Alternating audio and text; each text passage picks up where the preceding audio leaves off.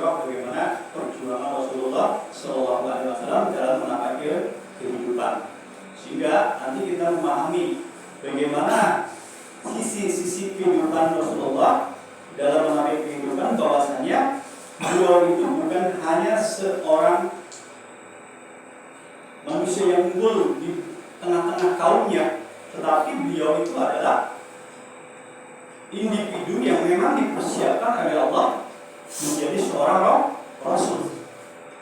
Nanti kita bisa lihat nanti jejak-jejak kehidupan dia ketika kita mampu menganalisis, baik itu dari sisi nasab, baik itu dari sisi bagaimana pembelaan kaum terhadap bapaknya yang waktu itu mau disembelih karena nazar daripada bapaknya, ya kan, Abdul Muthalib. Kemudian bagaimana dia budak dadanya, bagaimana dia disusukan di Bani Sa'ad, dan bagaimana dia ketika kedua orang tuanya meninggal, kemudian bagaimana dia ketika mengembala, kemudian bagaimana dia ketika berdagang, dan bagaimana ketika dia memang secara serius, secara profesional memperdagangkan harta Siti Khadijah. Kemudian dia menikah, kemudian 40 tahun kemudian dia menjadi seorang Rasul, dia menjadi Nabi. Dari itu kita akan kelihatan, ya kan? Karena di sini kan jelas bahwasanya ketika dia yatim saja, itu kan jelas mendapatkan pembelaan atau perlindungan dari Allah. Ya. Di dalam surat An-Nisa itu kan jelas ya, dijelaskan bahwasanya Tuhan boleh jelas saja mau terangkap atau pola boleh akhiratu khairul lakum bola boleh saufa yuqtar untuk pasar di sini dalam janji kalian timang taat Allah. Dahulu kalau kamu yakin, kan? Tapi Allah memberikan perlindungan kepada Rasulullah. Perlindungan oleh apa? Setelah Siti Aminah wafat, dia dirawat oleh Abdul Muthalib. Abdul Muthalib itu bukan sebatas orang tua biasa dalam konteks orang biasa, tapi Abdul Muthalib itu adalah seorang yang memiliki kedudukan yang tinggi karena kaumnya. Dia adalah orang yang bertanggung jawab dalam hal penyediaan makanan dan air di Mekah. Dia adalah orang yang disegani, ya kan? Dia adalah orang yang memiliki kedudukan tinggi di tengah-tengah kaumnya. Bahkan pada kasusnya ketika penyerbuan Abraham ke Mekah untuk menghancurkan Ka'bah, itu kan dia disetarakan sebagai seorang raja. Abraham menghormati dia. Ketika dia meminta untuk digagalkan serangan itu, dia memang menolak. Tapi ketika dia meminta unta dan kambingnya yang dirampas oleh Abraham, dia mengabulkannya. Ya, dari situ tawaran dia sebagai seorang yang memiliki kedudukan tinggi memang betul-betul diperhitungkan. Dan ini termasuknya adalah Allah memberikan perlindungan kepada Rasulullah, kepada Muhammad kecil itu dalam keadaan yatim. Itu memang betul-betul. Setelah itu dia diserahkan ke asuhan Abdul Muthalib yang memiliki kedudukan tinggi di tengah kaumnya. Kemudian setelah itu dia di bawah asuhan Abu Thalib. Abu Thalib tahu kan, dia juga termasuk walaupun dia tidak kaya sebagaimana Abdul Muthalib, tapi Abdul Thalib pun disegani. Sehingga ketika dia menjadi Rasul, menjadi backingnya daripada Muhammad. Sehingga orang nggak berani ketika masih hidupnya pun Thalib, itu kan nggak mau, nggak bisa menjamah Rasulullah untuk menyakiti, karena backingnya adalah Abu Thalib. Itu bukti Allah bahwasanya Muhammad itu bukan hanya orang yang memiliki keunggulan dari sisi amanah, dari sisi kejujuran, dari sifat-sifat mulia lainnya, termasuk juga kecerdasan, tetapi dia memang di bawah perlindungan Allah yang memang sedang dipersiapkan menjadi Rasul. Situ. Makanya di dalam kitab ini dijelaskan seperti itu. Dan ini adalah bukti sebuah analisis, gitu ya. Bagaimanapun nanti, kenapa namanya Muhammad, enggak yang lain, gitu ya. Artinya kan ketika sebuah nama asing di tengah-tengah kaumnya, ini kan menjadi sebuah perhatian tersendiri, kan? Daya tarik tersendiri. Walaupun ada 5 orang yang mengaku ada yang namanya sama dengan nama Muhammad. Karena dia tahu di dalam kitab Samawi itu akan ada nabi. Nah, tetapi Allah tutup, mereka semua tidak mengaku nabi. Yang diangkat yang nabi ternyata hanya Muhammad bin Abdullah bin Abdul Muttalib, itu saja. Nah, dari situ jelaskan bahwasanya keterasilan nama Muhammad itu menjadi sorotan tersendiri. Jadi salah satu atau dua di antara sampel analisis bahwasanya Muhammad itu bukan hanya orang yang memiliki keunggulan di antara kaumnya, tetapi dia memang sedang dipersiapkan menjadi seorang rasul yang akan mengemban risalah. Pertanyaannya, kenapa risalah? Kenapa rasul diturunkan di Mekah? Orang yang sudah mencapai derajat takwa diasumsikan di kita apa? Dia memiliki kesaktian. Dia memiliki sesuatu yang di luar nalar lah, gitu ya. Goib juga seperti itu. Sementara di Timur Tengah sendiri, sebagaimana Rasul atau para sahabat, ya secara ilmiah, ya dia fitrah manusia. Tapi itulah namanya sejarah, ya. Dari situ, makanya dari sini, ketika kita bilang sejarah, itu adalah kembali kepada apa? Kalau kita memahami sejarah atau kita memahami sejarah, minimal apa? Kita punya kebanggaan. Contoh, sekarang umat Islam apa kebanggaannya? Dalam konteks sejarah. Coba. Lalu di tatanan Nusantara itu paling banter kerajaan mana? Yang paling besar. Kalau orang-orang ini paling apa? Kerajaan Majapahit, Sriwijaya, Wijaya. Karena rata kalau kebanggaan sejarah itu kembali kepada kekuasaan yang berbilang, yang memiliki wilayah luas, untuk yang menghasilkan peradaban. Nah, kalau kita Islam, kira-kira kebanggaan sejarahnya di mana dan kapan? Itu kalau mengacu berdaya sentris, itu ada. Kalau ke Indonesia sentris juga dikabulkan. Perang Islam itu dikabulkan, juga dominan. Karena sekarang kan kalau baca itu apa? Islam agama pendatang. Jadi kita mau bangga dengan Islam terkait dengan sejarah, karena kita punya masa lalu berbeda itu di mana? Nggak ada. Makanya orang Arab kan punya apa itu? Romawi, ya. Romawi itu walaupun mulai berbilangan dalam konteks misalnya militer, kemudian negara yang modern, ya, mereka termasuk raja maritim. Kalau kapal-kapalnya berburu, atau intinya kekuasaan yang sampai ke ya walaupun Arab dalam konteks Mekah tidak tersentuh, dia hanya sebatas Sam itu kan Jordan, Palestina, atau Suriah. Itu kan di bawah kendali atau di bawah kekuasaan daripada Romawi. Ya. Mekah sendiri itu tidak tersentuh. Maksudnya nggak di dalam kekuasaannya karena gimana? Mau itu dalam konteks geografis itu Mekah itu hanya lembah kecil, ya kan? Saking kecilnya, kemudian dia berada di tengah-tengah gurun pasir. Di tengah gurun pasir itu kan hanya ditutupi oleh bukit-bukit bebatuan yang rapat. Saking rapatnya, Mekah itu hanya punya 3 pintu. Yang satu ke Yaman, yang satu ke Laut Merah, dan yang satu ke Palestina. Ya? Itu hanya tempat persinggahan antara ke Yaman maupun ke Palestina ataupun ke Laut Merah untuk 3 perdagangan.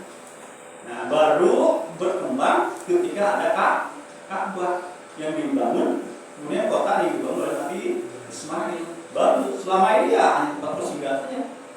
Dan itu makanya kan tidak tersentuh oleh Romawi maupun Persia, tidak tersentuh. Nah, dari sini makanya kan original daripada bahasa itu nanti mempengaruhi. Ya, biasanya kalau tersentuh kan bahasa kayak Indonesia ya tersentuh Belanda, pasti bahasanya ada bahasa Belanda kayak Spanyol. Itu tadi ya, hilang, gitu kan? Dan dia ada interaksi pasti ada ya campur baurnya. Nah, dari situlah makanya kan ketika berbicara tentang sejarah kita pribadi sendiri tanya kepada diri kita kebanggaan terhadap Islam dari sisi sejarah gimana kebanggaannya. Kalau sudah bangga dengan sejarah itu biasanya kita ingin mengulang gitu. Mengulang kembali ke masa berbilang itu. Kalau orang punya, ya punya digambarkan bagaimana kehebatan Romawi, bagaimana kehebatan para jenderal mereka, karena ya kan di film mereka, gitu kan. musuhnya siapa saat itu. Dan musuhnya di Islam. Dan kalau perang itu kalah terus. Bahasanya kan gitu ya. Perang salib aja mereka kalah terus. Gitu. Persentasenya kalah banyak, mereka kalah. Gitu. Nah dari sinilah makanya kan kalau kita bisa tentang sejarah, maka kan saat ini akan sulit kita menemukan sejarah otentik yang sebenarnya untuk akhirnya menunjukkan kebanggaan kita terhadap sejarah di Islam. Karena akan dikhadirkan untuk Indonesia ya Indonesia. Padahal dulu namanya Mindanao, Filipina, Singapura, Malaysia, termasuk Papua, dari Thailand juga masuk Patani, dengan termasuknya Rohingya, apalagi daerah Sumatera, daerah Kalimantan itu kan bagian daripada tanah Melayu yang merupakan bagian daripada kekuasaan Islam. Walaupun terpisah kerajaannya, tapi mereka satu akidah. Bahasa rata-rata kan Sumatera itu dominasinya presentasinya banyak Islam. Kerajaan Islam, termasuk Jawa. Jawa itu dominasi Jogja. Jogja kan kemarin baru dibicarakan terkait dengan pidatonya Hamengkubuwono itu, bahwa penetapan Raja Jawa itu oleh seorang khalifah, oleh perwakilan dan sah. Nah, kan makanya tidak kita menunjuk. Ketika berbeda tentang sejarah, kita akan berbicara tentang mana yang menjadikan sejarah kita sehingga kita menjawabkan dari sejarah itu kebanggaan. Ya kalau kita durasinya Indonesia, kita bangga dengan Indonesia misalkan, karena kita mampu mengusir Belanda, mampu memerdekakan Indonesia. Tapi kalau dari sisi kegembiraan capaian sejahtera atau apa yang belum ada, sekarang belum kan sekarang semakin sini semakin apa? Semakin terpuruk, bahasa utangnya semakin banyak. Harusnya kan bebas gitu kan. Nah, demikian pun ketika kita memahami sejarah atau syurah Nabi, sekarang kan boleh dikatakan minim, ya kan? Dari sisi penguasaan terhadap sisi perjalanan Rasulullah. Saya mencoba untuk di sana yang anak di dewasa itu pertanyaan-pertanyaan yang saya sisi pertanyaan itu kadang-kadang nggak tergambar seperti apa perjalanan Rasul. Jadi kalau kita melihat Jazirah Arab itu kan identik dengan panas, tapi kenyataan sebenarnya tidak. Jadi ada beberapa daerah yang di sana memiliki kesuburan, terutama daerah pantai. Sana ada Yamamah, ada Hadramaut, ya kan? Kemudian juga ada Yaman, ada Aqsa. Itu semuanya daerah-daerah yang subur. Ketengah lagi ada Najab.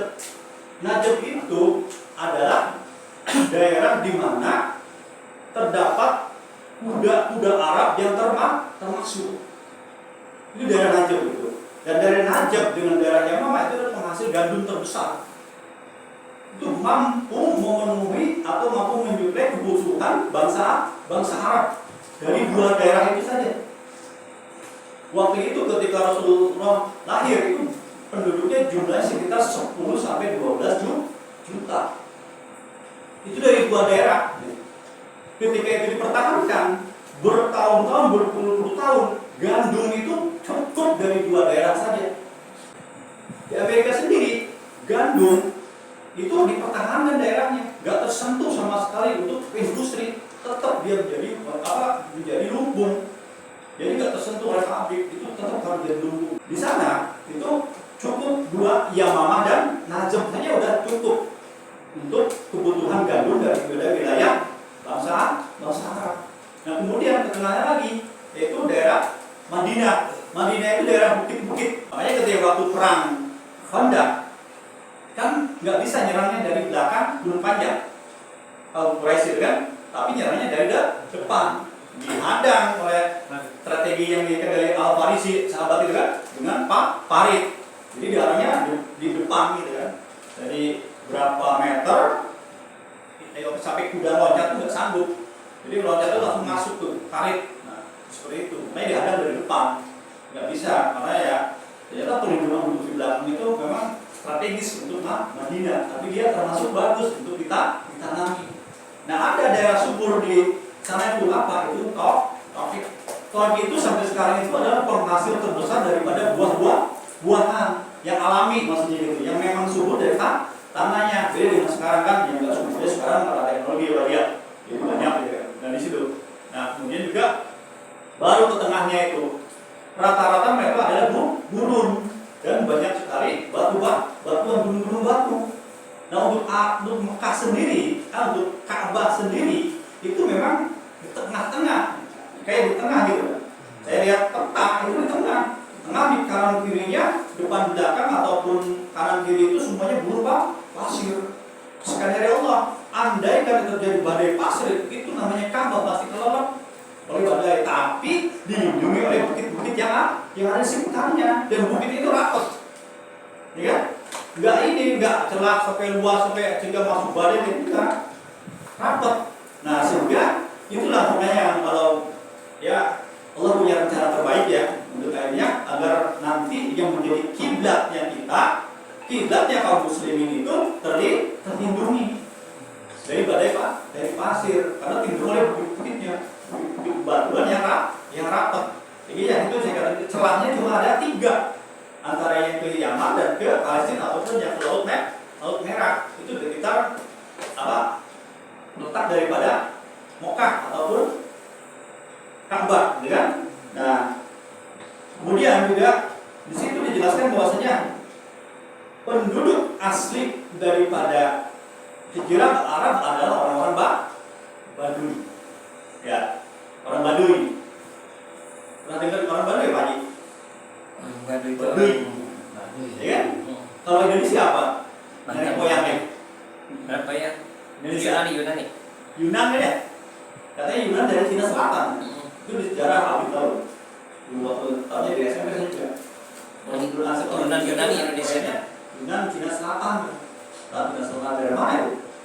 Ya. Nah itu. Jadi mereka penduduk aslinya adalah Badui.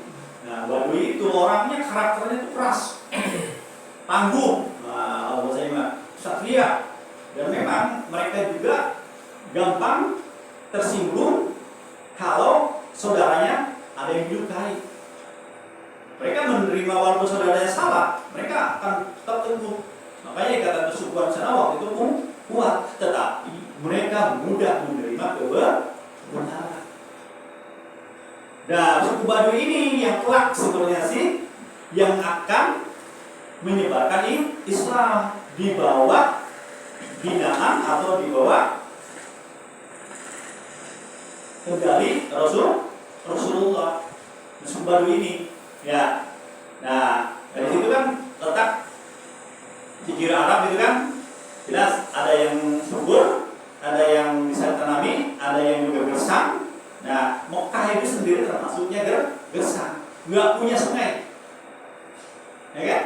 Bukti kan ketika waktu itu Nabi Ibrahim ya, Siti Hajar ya, mencari air untuk Nabi Ismail itu nggak ketemu, nggak ada sungai, ya kan? Sehingga Abdul Muthalib ataupun Hasim bin Abdul Manaf yang waktu ini ditugasi untuk menyediakan air dan makanan bagi yang haji, ibadah haji situ, ya mau tidak mau nyari sumur-sumur di luar Mekah untuk menjadi persiapan atau menjadi suplai air yang didatangkan ke Mekah. Mekah itu gersang, ya kan? Makanya kalau lembah gersang, gimana siapa yang tertarik?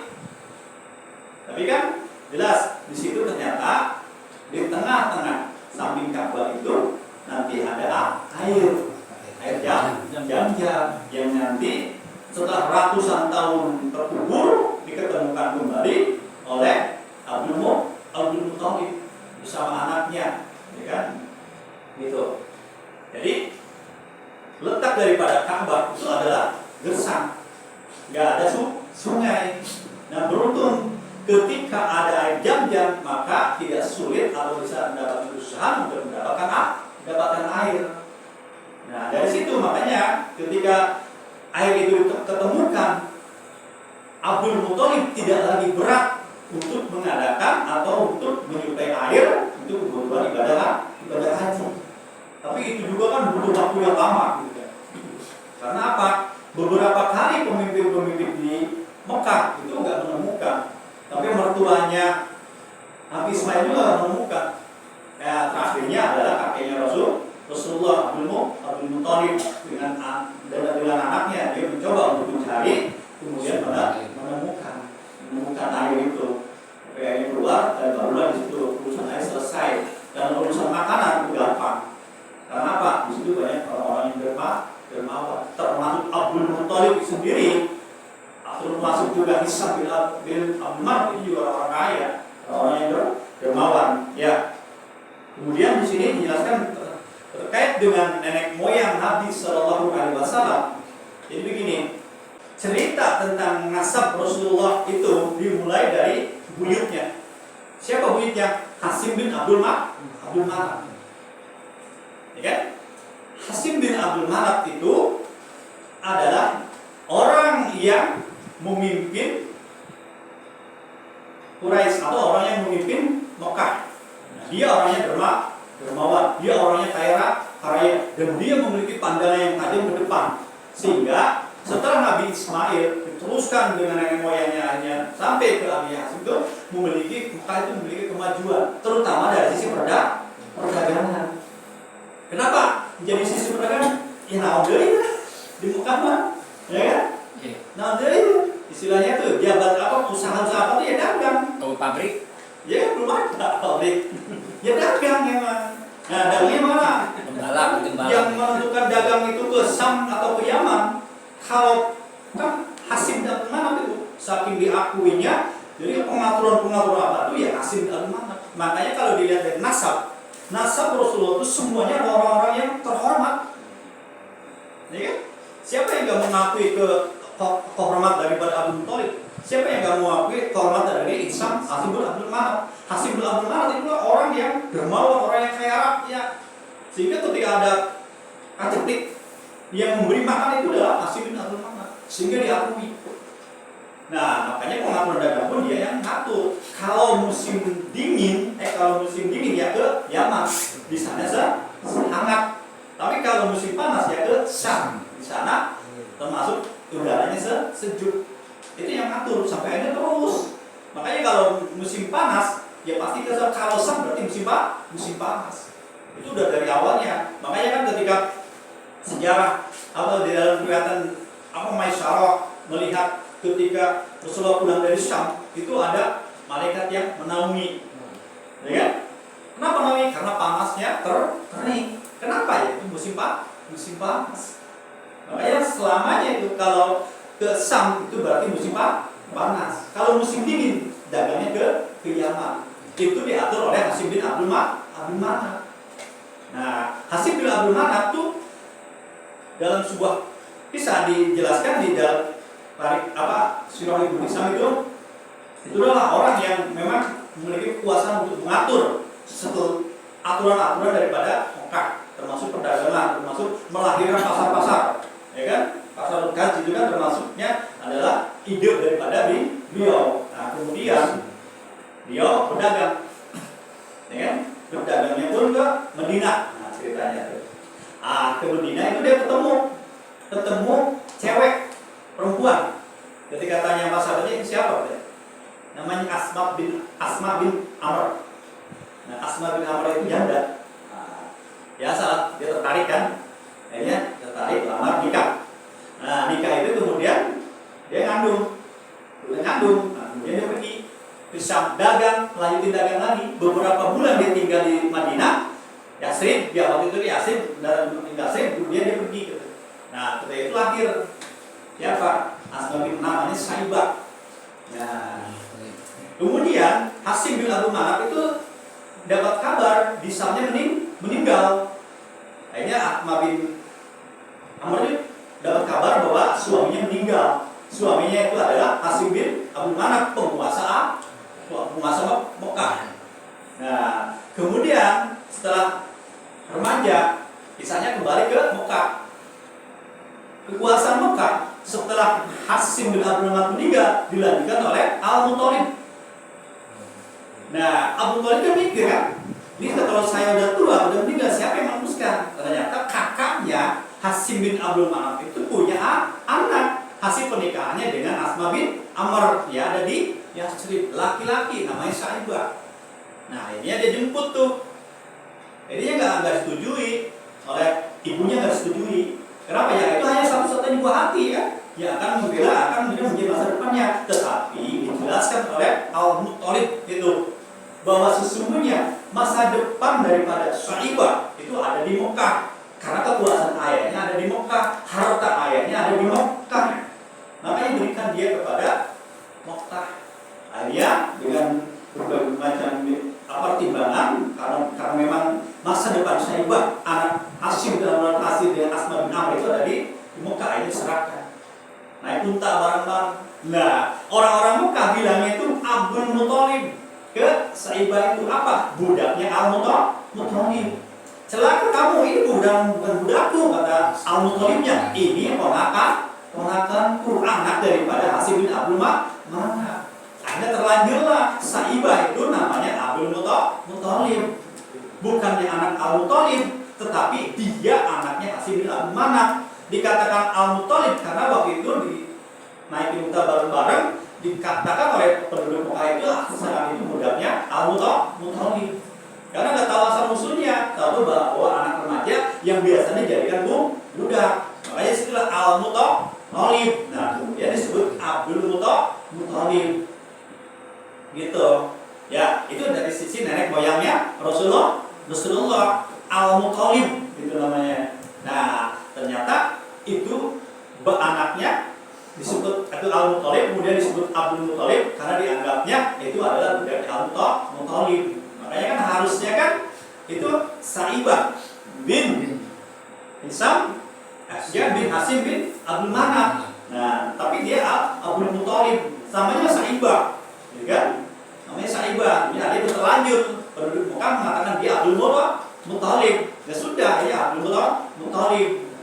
Beranjak dewasa, akhirnya dia harta bapaknya tuh dipegang oleh anaknya yang terakhir. Kekayaan bapaknya melimpah itu. Nah ini tapi biasa kalau udah harta itu kan biasanya nggak mau dibalikan kan. Nah ini karena dia juga punya saudara, punya ini di Medina, akhirnya dia panggil ibunya dan mengarahkan 80 orang pasukan berkuda untuk merebut harta yang diambil oleh Naufal, ya kan? Naufal itu anak terakhir daripada Hasyim bin Abdul Manaf. Nah ini diambil karena takut kan. Nah baru tuh Abdul Muthalib yang datang dari Mekah, dari Madinah itu menjadi kaya raya dari orang terhormat. Jujur aja, keterhormatan saat itu juga sama, nggak beda dengan sekarang. Penghormatan orang terhadap orang status sosial. Makanya nggak salah ketika Allah masukkan Rasulullah dari sisi nasab, itu nasabnya orang-orang mulia, orang-orang terhormat. Nanti itu akan memberikan pengaruh, satu kepada Rasulullah, kedua kepada orang yang mendengar risalah Rasul yang disampaikan Rasulullah. Biasanya kan ngomong gitu pada dia, saha, gitu ya. Coba kalau yang datang di sini anaknya bupati, ya beda. Dengan yang sini anak biasa, dia pasti omongan anak bupati dengar. Jadi itu kan juga lumrah, gitu kan, wajar gitu kan. Makanya kan Rasulullah secara nasab itu kan dari orang-orang bangsawan, orang-orang terhormat. Walaupun dia isi agama bukan Islam, tapi kedudukannya itu dihormati, disegani, dan punya pengaruh. Sehingga keyakinan dari para Rasulullah itu tidak memberikan efek untuk hanya dia minder, ya kan? Dia merasa rendah diri. Kan biasanya kalau nggak ada orang tua, kan dia kan minder. Tapi buat Rasul tidak. Kenapa? Dia di backup, dia di backing oleh Abdul Muthalib, ya kan? Orang yang memiliki kaliber, orang-orang yang memiliki kesediaan, orang yang memiliki kehormatan, dan orang yang disegani di kata kaumnya. Ya. Nah disitulah makanya kan kita memahami bahasanya ternyata nenek moyang Rasulullah itu adalah Abdullah yang merupakan putra bungsu daripada Abdul Muthalib, yang merupakan Syaibah yang hasil dari perkawinan daripada Hasyim bin Abdul Manaf dengan Asma bin Amr. Jadi Rasulullah bin Abdullah bin Abdul Muthalib, sebenarnya Abdul Muthalib itu bukan nama asli. Nama aslinya Syaibah, tetapi ia dapat sebutan Abdul Muthalib itu karena dibawa oleh adiknya Hasyim bin Abdul Manaf yang bernama Al-Muthalib, sehingga disebut Abdul Muthalib. Udah jadinya nama kuyahnya, nama landinya jadi Abdul Muthalib. Syaibah itu tenggelam nama itu. Yang terkenal adalah Abdul Muthalib itu dari sisi keturunan atau dari sisi nenek moyangnya Rasulullah, seperti itu. Nanti nasabnya tetap apa ke anaknya ke Nabi Ismail, Nabi pada Nabi Ibrahim, ya kan? Dari keturunan Ismail ke Nabi Ishak, akhirnya sampainya ke Rasulullah Abdullah lalu sampainya ke Hasim atau Abdullah dan sebagainya. Nah, dari situ nenek moyangnya. Ya, tetapi ketika di bawah kekuasaan Abdul Muthalib, memang betul Mekah mengalami kemajuan. Ketika dia mencari siapa yang akan menjadi ketua kabilah dagang ini, yang akan mengambil ratusan hartanya, ratusan untanya, beserta pengawal dia dari pemimpinnya, dia cari, nggak ketemu. Nggak lolos. Akhirnya Abdul Muthalib menawarkan Muhammad. Padahal modal Muhammad dagang itu baru sekali. Ketika dia umur 12 tahun dia dagang ke Sam bersama Rasulullah. Itu juga suruh pulang lagi sama pendeta Bukai. Karena apa? Tahu stempel Muhammad sudah diketahui, stempel kenabian sudah diketahui oleh Bukai. Bahaya ini, bawa pulang nih. Kalau ketemu orang Yahudi mati dia. Akhirnya kan dengan setelah masa perdagangannya aku boleh coba pulang. Akhirnya Muhammad belajar dari situ. Setelahnya nggak dagang lagi. Apa dia? Ngamon, ngamon. Tapi ngamonnya bukan kambingnya Abu Thalib. Karena maaf, Abu Thalib termasuk hartanya miskin, termasuk miskin. Tapi walaupun miskin, maaf ya, dia termasuk orang yang bertahan dan tidak mau ngutang.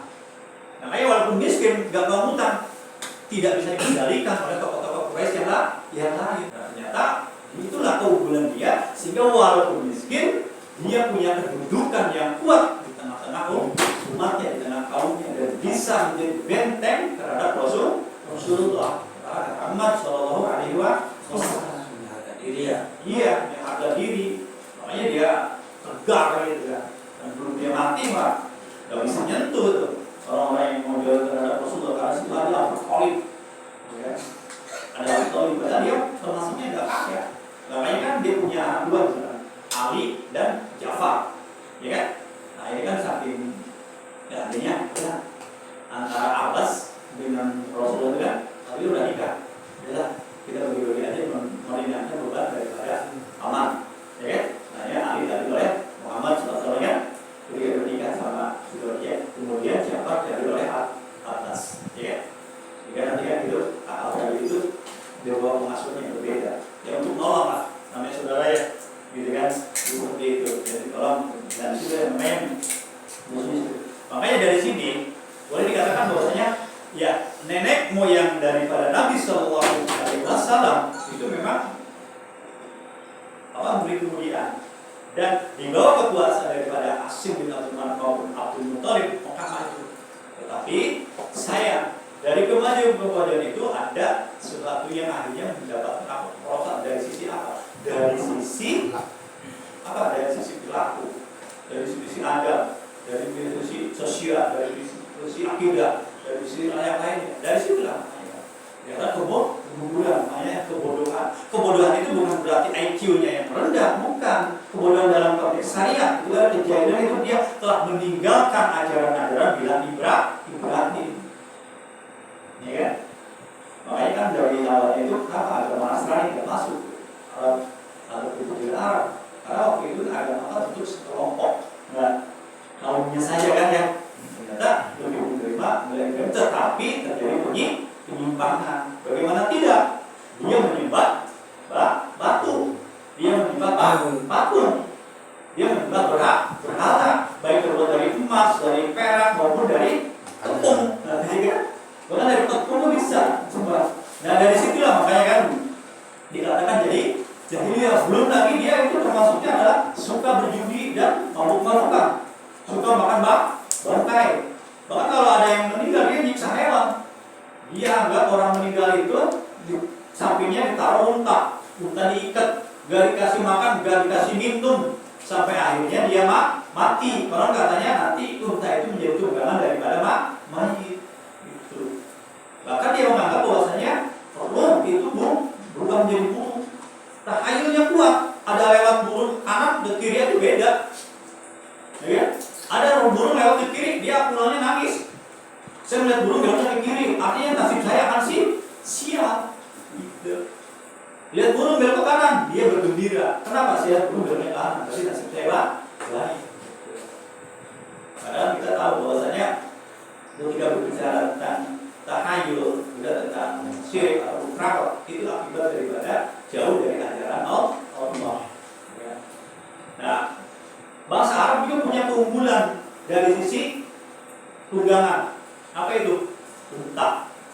Unta itu kuat berjalan 17 hari tanpa minum. Bayangkan itu, 17 hari tanpa minum. Dan dia makannya bisa bisa duri dan bisa juga daun-daun yang pahit yang dihindari oleh kambing. Kambing nggak mau itu duri itu. Nah, unta bisa makan duri itu, ya kan? Keterangan yang makan duri. Kemudian dia bisa juga minum air lumpur. Ya, airnya ada lumpurnya bisa itu. Kemudian dia ubah dengan susunya bermutu tinggi. Nah, kemudian juga dari sisi kulitnya bisa buat tali, ya kan? Kemudian dagingnya bisa dimakan. Kemudian apa lagi? Yang terkait kulitnya bisa untuk tameng. Kalau perang juga bisa juga buat atap ya. Kemudian apa lagi?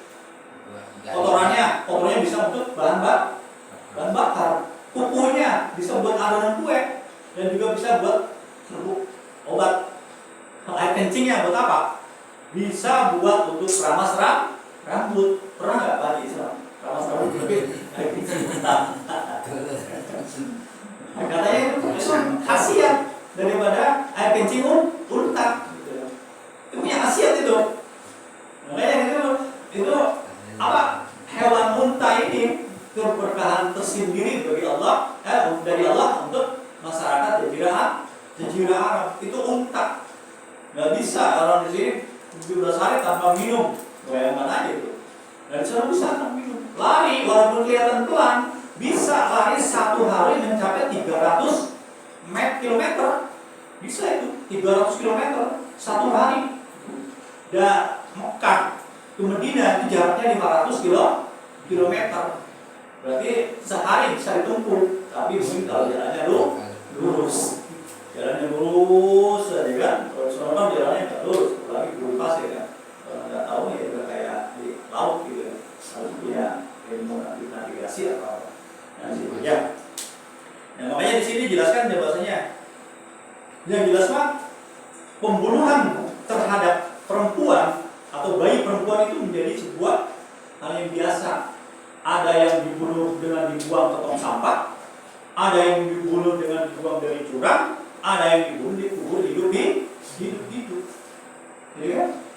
Itu kejahiliahan yang terjadi di sana. Jadi kejahilian itu sebenarnya sih untuk menggambarkan kejahilian sederhana. Apakah manusia saat itu terikat pada hukum Allah? Apakah manusia itu terikat pada aturan Allah? Dan disitulah makanya disebut kejahilian. Makanya sebodoh-bodohnya orang itu adalah orang yang waktu berlepas diri dari aturan Allah. Bayangkan aja. Sebab ya, karena nggak terikat kepada aturan Allah, dia hanya tepuk tangan.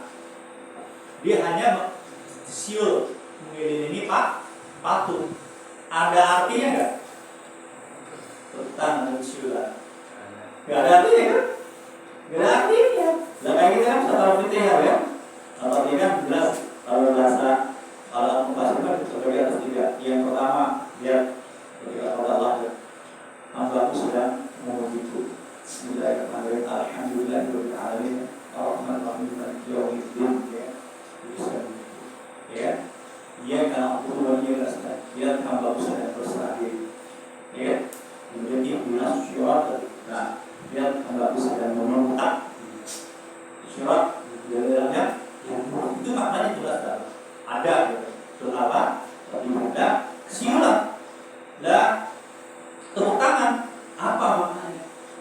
Gak ada maknanya. Kenapa? Yang tahu maknanya, yang tahu hakikat ibadah itu seperti apa? Ya jelas yang menciptakan manusia, bukan dari manusia. Dan dari situlah makanya kebatilannya. Nah dari kebatilan itu, jadi dari kemajuan usaha atau dagangnya kemudian merosot dari sisi perilaku perilaku. Di sisi pemikiran itu sama. Saya harus menjolimi orang, ya kalau tidak mau dizalimi. Itu pemikiran mereka, ya. Nah itu gambaran yang sekilas kita gambarkan sebelum kita memulai kajian kitab, ya. Ini belum ini. Kita mau mencari gambaran untuk nanti kajian kitabnya apa? Kajian kitabnya adalah dominasi kehidupan ketika Islam belum itu diturunkan. Nanti ada. Nah, makanya di sini kita sebagai membuka, sebagai langkah awal kita mencoba penjelasan terkait dengan apa? Terkait dengan pembukaannya dulu. Apa itu? Yang pertama terkait dengan bagaimana letak Jazirah Arab. Kemudian yang kedua, bagaimana terkait dengan letak daripada Mekah. Kemudian siapa suku daripada bangsa Arab. Kemudian di sini dijelaskan bagaimana nenek moyang daripada Rasulullah dan bagaimana kejahilian yang di situ menjadi sebuah alasan bahwasanya Rasulullah wahyu atau kenabian atau risalah itu atau Islam itu diturunkan di sana. Ya kalau kita sinkronin sinkron seluruh penjuru alam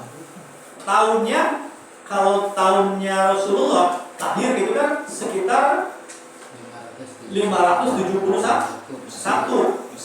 Pokoknya antara 20 atau 21 April kalau di Masehi kan. Nah tahun itu bagaimana dengan Nusantara? Ya kan? Apakah Nusantara juga tidak terjadi kejahilian? Jelas jahiliyah.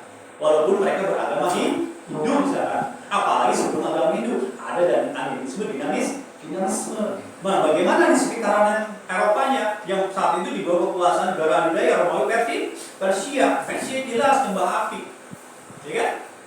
Romawi jelas dia menyembah Tuhan 3 dalam 1. Ya, nah makanya saat itu kejahilian itu bukan hanya terjadi di Mekah, tetapi di sekitaran seluruh wilayah dunia. Nah, Islam diturunkan di Mekah hanyalah titik awal yang nanti bersama orang-orang Baduy itu Rasulullah menyebar Islam ke seluruh penjuru dunia.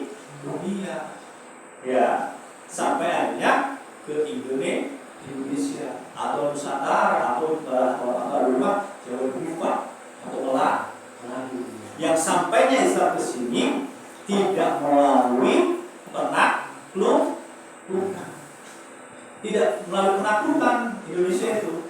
Jadi dengan sukarela mereka.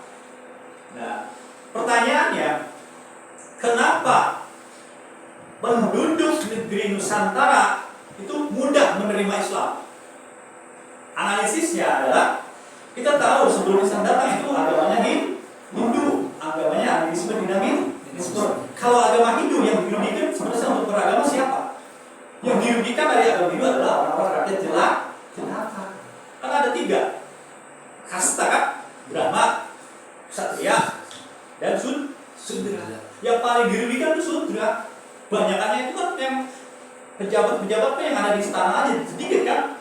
Tapi yang banyaknya rakyat jelata. Nah, makanya dari sini akal dipakai oleh para wali untuk menggugah, kan? Mereka. Contoh, kalau dalam Mahabharata pernah dengar Karna, kalau versi Indonesia namanya Adipati Karna yang kalian pernah nggak? Karna pernah nggak? Adipati Karna dalam pewayangan itu kan ketika Kurawa dengan Pandawa di sebuah sekolah dibina oleh Guru Dorna. Ini kan orang satria semua, anak-anak istana kan, anak-anak pejabat semua, anak-anak raja. Karena datang, dia mau berburu juga, karena dia punya kemampuan dasar memanah. Apa? Kamu siapa? Nah, dia tahu dia anak Kusir, ya kan? Anak Kusir kan? Padahal dia anaknya nanti ada setelah perang Borobudur selesai baru ketahuan dia itu juga anak daripada Pandawa turunannya. Tapi dia anak Kusir. Dia Sudra, nggak diterima, sakitnya. Sementara Sudra itu paling banyak. Nah, makanya yang menerima Islam sebelumnya adalah para kaum Sudra. Orang-orang yang di Indonesia itu namanya Sudra. Makanya Sudra itu dalam agama itu dirugikan, tetapi dalam agama Islam diuntungkan. Kenapa? Inna akramakum indallahi atqakum. Tidak ada selain orang pertama kan. Sebenarnya yang mulia di Shalom adalah orang-orang pertama. Sholat kalau pejabat datang belakangan, ya di belakang. Ya kan? Orang petani, nelayan yang datangnya duluan jadi di depan. Ada kesamaan. Makanya ketika berbicara tentang surga, gak bisa sampai kapanpun dia jadi kesatria. Gak bisa, levelnya gak bisa. Makanya dirugikan. Nah, ajaran Islam itu, ya kan, mengajarkan persamaan hak, ya kan? Hanya orang-orang yang bertakwa, ya kan, yang akan bergila di hadapan Allah, walaupun dia orang yang level di bawah. Seperti itu. Ini salah satu ajaran Islam yang diterima oleh orang-orang yang dulu, orang-orang ini. Nah, kemudian juga apa? Animisme dinamisme itu ada yang disebut dengan keramat. Ya. Orang yang kalau udah menemui tempat keramat itu seperti peluang-peluangnya sakti. Para wali menjelaskan Islam bermula tempat keramat. Kalau dia habis dari tempat keramat, dia akan menjadi sakti, pinter, cerdas, ilmunya tinggi. Di mana keramat itu? Mekah, Ka'bah, haji. Coba haji, kamu akan menjadi dapatkan ilmu di sana. Makanya muncullah, ya kan, Al-Minangkabau, Al-Bantani, ya kan, Al-Batawi, kemudian Al-Lampuni, ya kan, Al-Jabawi, ada sesuatu yang syekh-syekh, itu kan rata-rata sampainya Hasyim Asy'ari, Ahmad Dahlan, itu kan karena kalau bahasa penyebaran asal Islam awalnya itu adalah tempat-tempat keramat. Sama ajarannya kan, dia keramat-keramatnya nggak usah ke gunung, ke gua-gua, tapi ke Ka'bah, ke Mekah, di sana tempat belajar. Hanya dari sana ilmu hebat. Apalagi Imam Bukhari bisa melawan kejadian karena keilmuannya, karena ketakwaannya dan sebagainya. Jadi pemimpin, nah itu hasilnya. Tuh. Kemudian dia berbicara tentang tentang apa? Ya Islam berada. Apa itu? Ya, ada yang itu bisa masuk gitu. Dan memang real gitu. Beda dengan agama yang lainnya, Ramadan tidak mulai peperangan pun kesedot. Rakyat penduduk Majapahit, rakyat Mataram yang dulu itu masuk ke Islam. Sampai dia keropos itu kerajaan-kerajaan itu, sampai Islam dengan umatnya muncul. Kemudian saudara di antara mereka hanya ya tinggal nyamuk aja sama Demak, ya kerajaan Majapahit itu sudah pecah. Nah ini tuntas, tidak ada hanya yang mengajukan dia masuk Islam. Nah perang itu terjadi ketika muncul penjajah. Makanya Portugis Belanda kaget ke Indonesia tuh atau ke Nusantara ini. Loh kok pulaunya hebat? Ternyata sudah Islam ada dulu. Yang melawan penjajahnya haram dulu karena penjajah. Makanya hebat perlawanannya karena ternyata Islam dulu sudah masuk ke tengah-tengah kaum muslimin. Makanya waktu itu penjajah kaget melihat perlawanannya hebat. Ternyata Islam sudah masuk duluan yang menentang penjajah. Titik awal hadirnya Islam itu kalau kita sinkronkan sekarang dunia semuanya mengalami kejadian. Cuma di Mekah menjadi titik sentral dan titik awal Islam diberikan, kemudian menjadi tugas para pengemban, para pejuangnya untuk menyebarkan Islam ke seluruh dunia. Makanya ulama-ulama dari Palestina, ada Maut, dari Turki, dari mana itu datang ke Nusantara. Ada kira-kira saya seperti itu yang bisa sampaikan. Mudah-mudahan bermanfaat. Kurang lebihnya saya mohon maaf dan sudah keluar dari mulut saya dan kepada Allah Subhanahu wa taala mohon diterima dan mengucap atau menyatakan yang memang berkenan. Wassalamualaikum warahmatullahi wabarakatuh. Waalaikumsalam.